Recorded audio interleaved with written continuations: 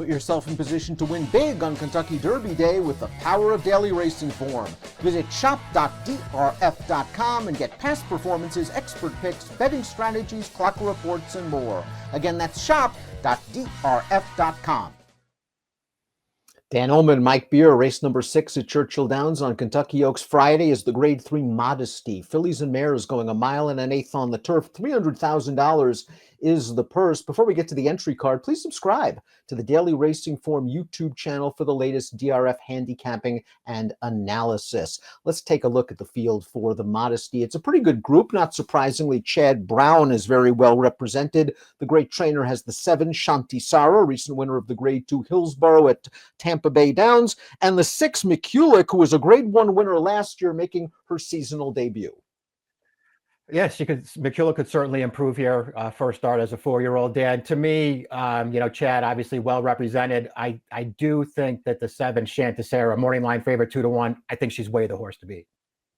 We'll take a look at the Timeform US Pace Projector. Both of Brown's horses are tactical, although you see the number 6, McCulloch, sort of near the back of the pack. I think she can get closer and adapt to the pace scenario. Doubtlessly, though, Sweet Danny Girl, if she breaks, is going to go to the front from the inside post. She's stepping up in class.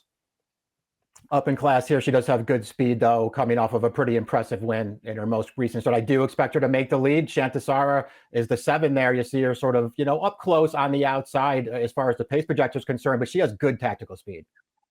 The Sweet Danny Girl is a stakes winner on dirt. She's a multiple stakes winner on turf. And the only race she lost on turf was the Grade 3 Honey Fox. That was a race where she had a terrible outside post position and couldn't get to the front. I think she's at her best when she can do this, like she did last time out at Tampa Bay Downs against fellow Florida breds. That is go to the front. She was able to slow down the pace, and she sprints on home as the favorite. A good-looking performance. Now she'll have to do it against tougher competition. Yeah, it looks good winning here. It's a relatively fast race as well. And as you've already pointed out there, she's so lightly raced still that you sort of feel like there's a chance that she takes a step forward. At some point, she'll have to against this field. But, making the lead could go a long way. And if they let her go and get away with some kind of modest pace early, she could be pretty tough to run down. It's not going to be easy for her, but she's not impossible. The number 2, Didia, Group 1 stakes winner in her native Argentina, 7 of 10 lifetime. She's won 6 in a row. She certainly looked good for Nacho Correas in North America, and she won a stake class time out at the fairgrounds. It was her first race off of a lengthy layoff. She showed no rust, and I still think she is pretty progressive. Yeah, I agree with that. I also like her running style quite a bit. She's really handy early in her races. They don't go, right up close with her usually, but they could, I feel like, if they wanted to. She's comfortable sitting from off the pace. She really finishes her races off well. Also, the longer I looked at her, kind of the less I liked her, even though I don't have any real knocks on her form, Dan. She's not a great price on the morning line. But I do think there's a chance she improves again here, which she's going to have to do. Big price expected on the 3. Henrietta Topham earned a stakes placing at Keeneland 2 starts back, then made her seasonal debut in allowance race during the Keeneland spring meet. Caught a track with a little bit of give in it. I was a bit disappointed, although I can readily admit she might have needed one off the layoff. Fair enough to give her that race off the bench there last time. Dan, I'm with you. I didn't think she ran that great, but maybe she just needed it. Certainly felt like she was getting better towards the end of last year. I thought this was a really, really tough spot for her. She was pretty good at Keeneland last November when she was second, but that's the race. Shanti Sara was in there, and she just didn't fire at all in that race. And I think that sort of opened that race up to other horses. Trainer Graham Motion is just sensational off layoffs, and he'll bring back the number 4, Sparkle Blue, off a 4.5-month break. And this one showed some ability last year.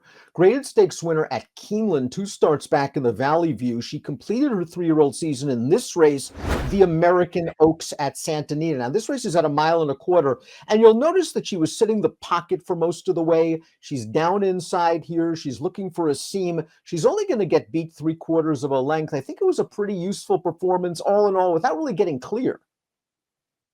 Yeah, another good performance here too, and maybe another underrated one too, Dick, because you're right. She was sort of in behind there at a crucial point while the winner was in the clear getting her run started. Sparkle Blue ran well there. She did run well winning the Valley View 2 starts back. She got a great trip that day, and I didn't really think that was the strongest race in the world, but she still ran well. Even her Virginia Oaks was a rock solid performance. I don't love that race, but for the most part, it went to closers, and she was right up there the entire time. The eighth place finisher from that last race, the American Oaks, did come back to win a stake at Santa Anita with an 89 Beyer speed figure. The 5 is Lady Rockstar, and in 2 out of her last 3 races, you can argue she had tough trips. I thought she ran very well in the Swanee River. It was her first start off of a lengthy layoff. She didn't break very well. She made this big early 4-wide bid into the second turn, and then she was outfinished from behind. Maybe she moved a little bit early. And last time out, going a longer distance, it was just sort of a race where she was bottled up on the final turn, and by the time she got out, the race was over. My issue is 2 starts back. That was the Pegasus World Cup Filly and Mare Turf, where she got a good trip and she finished behind Shantasara. I can't really argue with any of that stuff, Dan. I thought she ran sort of deceptively well in her first start off the layoff in December, just a race where maybe they were using it as a prep. It was a pretty good performance, though. Her Pegasus World Cup, I didn't see the excuse for there. To me, Shantasara just ran a better race than she did, and she's going to have to find a way to turn the tables on that rival here. She got a terrible trip last time, and I'm not really sure what Rosario's plan was there, but he just got her all bottled up, and it was way too late when she was clear. I'm a fan. I like some of her races. I bet her in the Pegasus World Cup Turf 2 starts back, and I may not want to go back to her here, but I won't be surprised when she runs better.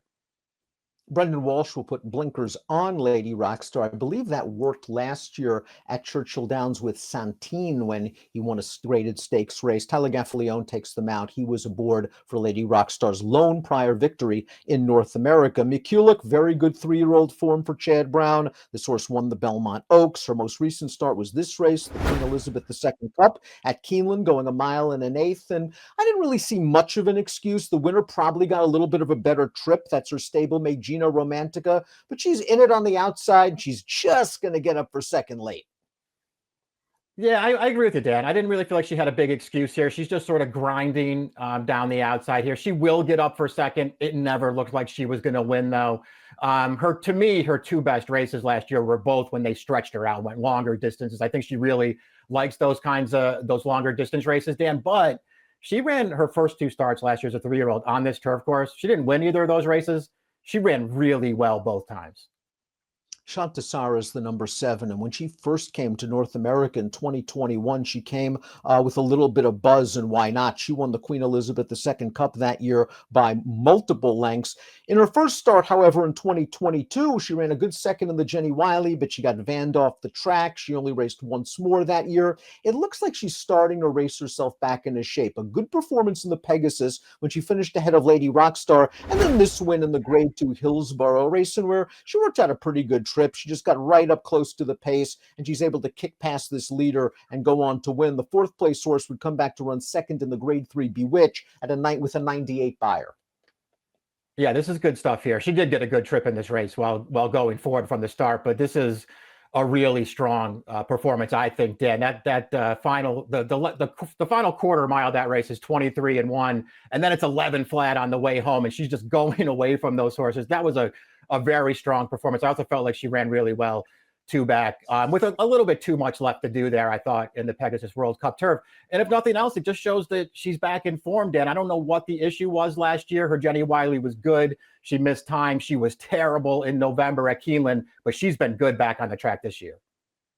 The number 8 is New Year's Eve, who won the Edgewood, a graded stakes race at Churchill Downs over Derby weekend last year. She didn't win since in 4 subsequent starts, but I think you could pick apart her races and find excuses for just about each one. Her last start was off the layoff at the fairgrounds, and while she finished a little bit behind Didia, she might have needed the race, and I did like the way she came home.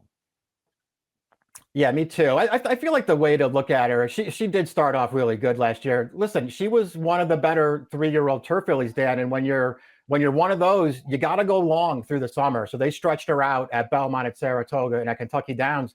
And I just don't think she's as good going those longer distances like McCulloch is. They came back off the layoff last time.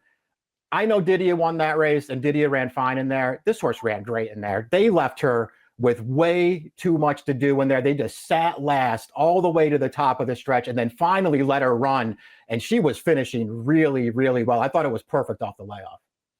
Really nice prep off the bench. I agree with you 100%. Kate's Kingdom is the 9. She completes the field. She's coming in off some all-weather tries at Turfway Park. She earned a stakes placings in her last 2, and she was a stakes winner 4 starts back. But the argument is she might just be better on the all-weather than on the grass.